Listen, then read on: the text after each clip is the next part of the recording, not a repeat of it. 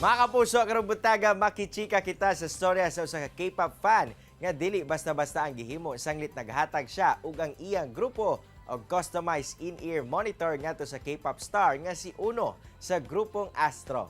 To know her story, ato makauban this morning si Kai Galorport. Hello Kai, good morning and welcome din sa At Home with GMA Regional TV. Kumusta ka karong buntaga? Hi, good morning po diha sa inyo mga kapuso sa Mindanao. Okay lang po dire. Nako Kai, congrats gayud sa imong na-achieve nga K-pop fan dream. Sanglit ang imong K-pop idol nga si Eunwoo, gisuot gayud ang imong giregalo ngadto kaniya. Pero una ta maabot diha, unsa ba ang backstory ngano ka nagpahimo og customized in-ear monitors ngadto kaniya? Actually, dili raman ako ang nagpahimo, isa mi ka team. So we are one team nga naghatag sa birthday gift. Ako lang ang nag-organize and then nag-head sa team. And then ako'y nag-design sa in-ear monitors and nag-follow up sa production. Pero the whole team is composed of katong mga donors nga nag-fund sa project. Kai, paunsa pod ba ninyo na-produce ang kantidad ni ini nga kwarta knowing nga dili basta-basta ang presyo ni ini? So nag-raise me of funds through social media. We actually have donors from all around the world. Ang pinakadako gani nga donor ani nga project no, is from Manila, Philippines. Shout out to Miss G. And the second highest donor is actually Eunwoo, Vietnam, who's based in London, UK, but then siya ang gahandle sa Vietnam nga group. So they're the second highest donor ani nga project. And finally, wala madugay, gigamit gayud niya ang inyong gihatag nga regalo Kai. As a fan, unsa ba ang gibati nimo ni atong nahibaw-an nimo nga gigamit niya kini? Syempre nakilig mi tanan.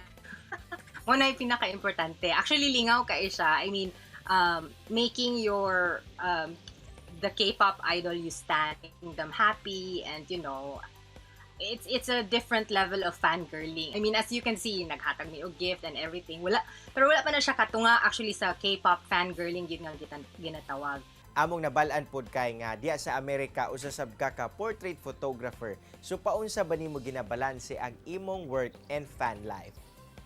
So actually, ang akong pagka-portrait photographer is not full-time. It's just part-time and I don't take a lot of clients. Hinapili na ako akong clients bitaw kay dili. Naman sad ko, I have a 5-year-old daughter. So hands-on man kay ko sa iya, wala may yaya diri, so ako hatod sa school and everything. I really can't work full-time. So kibali murag part-time lang na siya, murag hobby-hobby, pero you know. Nako, deskarte ra gayud ang susi alang ni ini. Sakto ka diha Kai. This morning, aduna ba kay mensahe ngadto sa mga sama nimong K-pop fan, labi na dinhiya sa Mindanao? To all K-pop fans and all co-K-pop fans, all co-arohas, padayon lang ta sa atong gibati.